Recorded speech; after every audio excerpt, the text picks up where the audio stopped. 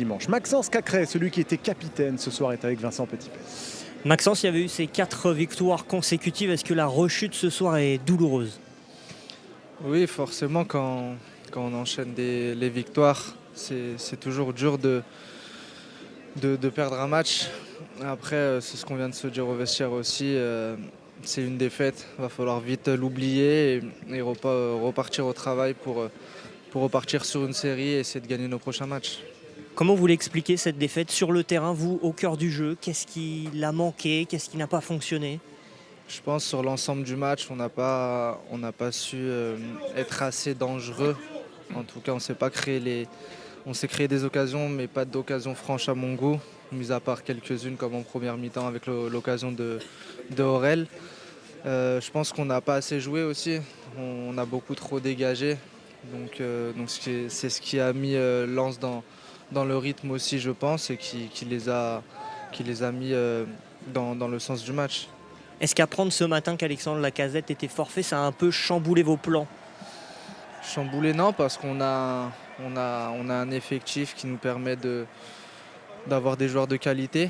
Après, c'est sûr qu'on connaît les qualités d'Alex, il aurait pu nous faire du bien, mais c'est pas une fin en soi. Je pense que Gift a fait de bonnes choses, mais on n'a pas su faire ce qu'il fallait pour marquer au moins un but pour les mettre en difficulté.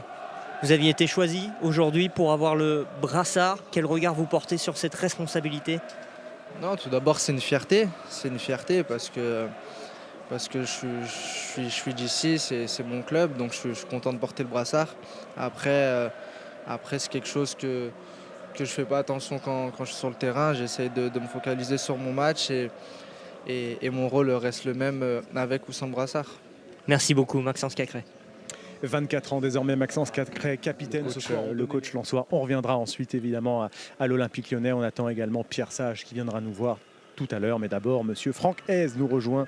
Un homme que j'imagine heureux, voire satisfait. Ou satisfait, voire heureux. Bonsoir Franck, merci d'être là. Bonsoir plus exactement, parce qu'on s'est déjà croisé. Simplement satisfait ou très heureux? Quand on gagne quand même 3-0 à Lyon, dans la période dans laquelle se trouve Lyon depuis un bon moment, en faisant quand même un match plutôt maîtrisé, même si on n'a pas maîtrisé toutes les transitions offensives de Lyon sur les 20 premières minutes. Mais malgré tout, je pense qu'on a quand même bien maîtrisé ce match. Donc heureux. Heureux, pour résumer. Il a une chose c'était très impressionnant, parce que l'équipe a réussi à bloquer Matip et Cacré. Et que c'était le plein de jeu. Oui, en tout cas, sur Matic, il fallait absolument, c'est pour ça qu'on a défendu comme on défend parfois, mais pas toujours de cette manière-là, en ayant toujours, notamment David Pereira, quand on voulait être haut, assez agressif, ou même avec un bloc médian, avec David Pereira toujours dans la zone de Matic pour ne pas lui laisser beaucoup de temps. Et c'est ce qu'on a décidé. Sur la fin, on a un petit peu modifié, mais bon, le score était acquis pour remettre Eli puis Wesley plutôt dans cette zone-là. Mais ouais, l'idée, c'était ça, en effet. Benoît Chéroux, à présent, pour vous, coach. Ouais, coach, félicitations pour votre match. Il y a messieurs Roy, Farioli et Fonseca qui ont appelé, qui sont très inquiets pour les prochaines semaines. J'ai trouvé personnellement beaucoup de maturité dans votre équipe, un de vos meilleurs matchs de la saison. On a eu des images face à un bloc lyonnais difficile à contourner. Ils ont abandonné les côtés, mais difficile à trouver à l'intérieur du jeu. Oui, le thème de la maturité, pour tout vous dire, c'était le thème de mon retour cette semaine et le thème de la causerie. Vous avez bien. Maintenant, c'est pas parce que c'est le thème que ça fonctionne. ça fait ce soir. Mais en tout cas, je trouve que après ces moments où on a été un peu impatient, il fallait encore quelques passes supplémentaires pour les faire totalement reculer, être toujours en structure pour permettre un vrai contre-pressing. On l'a pas bien fait 2-3 fois, mais dans la globalité du match, je trouve qu'on l'a bien fait. On a eu cette maturité-là de faire la passe de plus quand c'était nécessaire. Maturité, pourquoi? Parce que pour gommer toutes ces petites choses qui allaient un peu moins bien en ce moment? On a fait des bonnes choses ces derniers temps, même des très bonnes. Il y a des choses qui ne sont pas passées, des résultats ou des qualifications qui sont passées à rien. Mais quand c'est à rien, c'est justement qu'il faut gommer ces imperfections. Et dans les imperfections, il il y a de la maturité. La maturité, c'est déjà de faire le bon geste au bon moment. C'est-à-dire, quand il faut refaire une passe, il faut la refaire. Quand il faut parfois faire une faute, il faut la faire. Enfin bon, bref, tout ce que vous savez très bien. Et on n'a pas toujours gommé nos imperfections sur les derniers matchs, sinon on aurait eu plus de victoires, je pense. Mais on avance tranquillement. Bah oui, tranquillement, mais vous avancez bien quand même. C'est un gros coup, hein, c'est ce qu'on a écrit en bas de l'écran ce soir. Vous revenez à 3 points du podium, mine de rien. Mine de rien, Lens est à 3 points du podium. Oui, c'est sûr. Bon, il y a encore beaucoup de matchs, et notamment avant la trêve internationale, deux gros matchs, alors qui seront à la maison, et ça c'est bien, mais qui seront deux très gros matchs contre des équipes Brest qui volent et qui méritent son positionnement, et puis Nice qui est une équipe difficile à jouer. Donc voilà. Mais c'est génial d'avoir ces matchs-là à jouer à ce moment-là de la saison. Vous aimez bien jouer des matchs comme ça? Oui, et encore plus à Bollaert.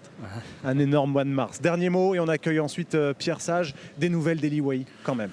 Ça, je pense qu'il a il a fait une petite acromio sur la chute. Ça, acromio au niveau de l'épaule. Non, pas de luxation. C'est hyper inquiet quand je l'ai vu à la fin du match. Enfin, des fois, vous savez, on n'est pas inquiet. Donc on attendra demain tranquillement d'en savoir un peu plus. Ok. Bon retour. Merci à vous. Merci, coach. Merci, félicitations. Et Pierre Sage va prendre votre relais dans un instant. Le coach de l'Olympique Lyonnais qui doit m'entendre et qui peut nous rejoindre, abrité par le parapluie et l'altruisme de Chris. Bonsoir Pierre, désolé, je ne vous serre pas la main. Plus de main disponible. Bonsoir coach. Bonsoir Chris. Bonsoir. Je vous laisse vous abriter avec Chris. Ça a tourné au calvaire ce soir en fait. En fait, le match a eu plusieurs tournants parce que je pense qu'on l'attaque vraiment bien. Et si on parvient à marquer, soit sur la frappe d'Aurel Mangala, soit si on est plus collectif dans la grosse situation qu'on se crée, il prend une toute autre tournure ce match-là. Et ensuite, on a pas mal subi en fin de première mi-temps. Ils arrivent à marquer logiquement dans leur temps fort quand nous, on aurait dû le faire dans le nôtre. Et en début de deuxième mi-temps, on rentre avec d'autres intentions. On fait une perte de balle sur laquelle on concède le penalty de 0. On pousse pour essayer de revenir à 2-1 malgré tout. Ils ont des occasions bien sûr en contre et ils marquent sur un coup de pied arrêté à la fin. Je ne dirais pas que c'est anecdotique parce que le goal average compte et la victoire est lourde. Mais bon, ça résume assez bien le scénario du match. On a eu nos moments et on aurait pu, à mon avis, inverser la tendance. Ouais, je vous sens encore sonné là. Je ne suis pas sonné, je suis un peu déçu parce qu'en fait, on se dit qu'on perd 3-0 dans un match où on aurait dû mener au score et l'histoire se serait écrite tout à fait différemment. Mais après, voilà, les événements ont été vraiment contraires dans notre jeu, dans les pertes de balles qu'on fait, dans cette situation où au final, on ne s'en souvient pas trop, mais ça reste quand même, il y a 0-0 à ce moment-là. Si, on en parlait avant que vous n'arriviez, Chris, parce que cet OL-là, en menant au score et en jouant les transitions, aurait eu sans doute effectivement un autre dimanche soir. Oui, c'est vrai qu'aujourd'hui, le plan de jeu mis en place, c'était par rapport à l'absence de Lacazette ou c'était déjà le travail de la semaine? Non, c'était pas dépendant de son absence. C'était vraiment, on avait la volonté de sortir le ballon comme ça. Après, je trouve malgré tout qu'on s'est enfermé dans cette situation-là.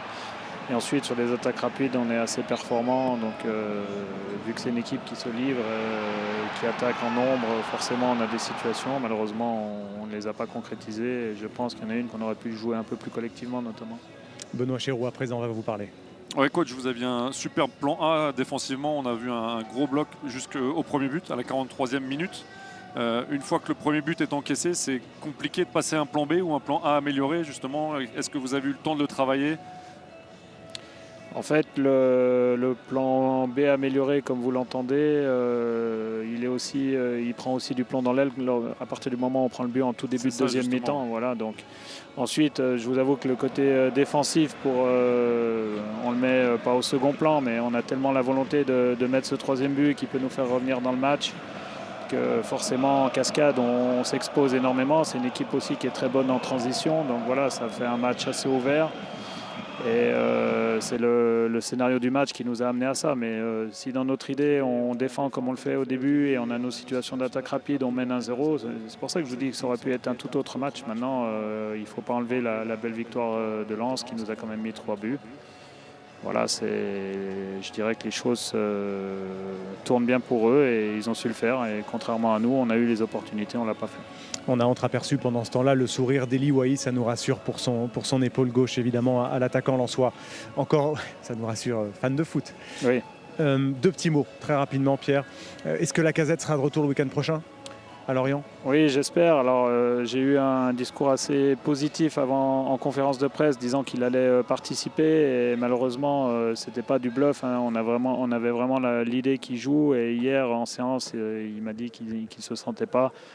Donc, il n'était pas question de prendre un risque absolu, de forcer un joueur à jouer alors qu'il ne se sent pas. Et voilà, le bon sens nous a amené à le laisser récupérer, mieux se soigner dans l'idée qu'il puisse enchaîner les 2 prochains matchs avant la trêve internationale. Notre histoire, elle ne se joue pas sur un match. On a l'impression que ce soir, on a tout perdu. Mais bon, si on prend notre série, elle reste très positive. Oui, et, même s'il y a une grosse défaite chez nous devant notre public qui a quand même poussé, qui a été fidèle jusqu'à la fin du match, voilà, on se devra d'aller faire un résultat à Lorient et à Toulouse. Mais vous avez répondu à toutes mes questions en une seule fois. Merci coach, merci d'être Merci venu à vous. nous voir. Je vous laisse Merci. poser le Bonne micro. soirée. Bonne Au soirée revoir. à vous Pierre Sage. Merci d'être passé.